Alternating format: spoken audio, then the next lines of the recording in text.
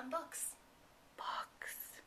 As part of Poetry Month, I'd like to continue talking about poetry and recommend one of the best books of poetry published in the 20th century, Sylvia Plath's Ariel.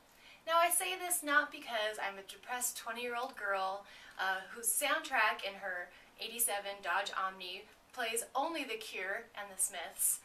I was that person, but that's not why, 17 years later, I recommend this book. It's amazing not because of the tragedy that Sylvia Plath eventually went through. She killed herself at the age of 30, and much of the book is about death, but it's her use of language that I want to talk about.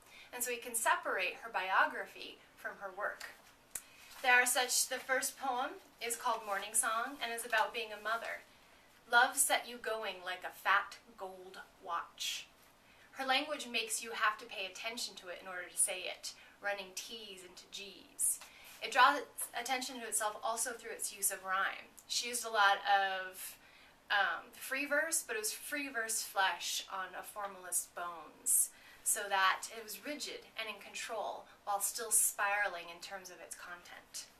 In the poem Daddy, you do not do any more black shoe, in which I've lived like a foot for 30 years, poor and white, barely daring to breathe or a chew. Daddy, I have had to kill you.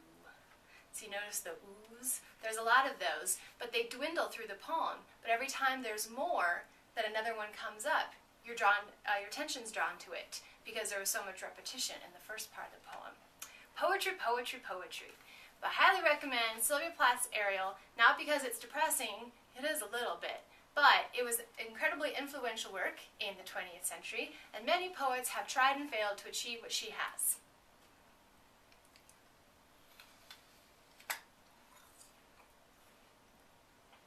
Join us next week when we talk about the March 1987 TV guide with Tom Selleck on the cover. It's a classic.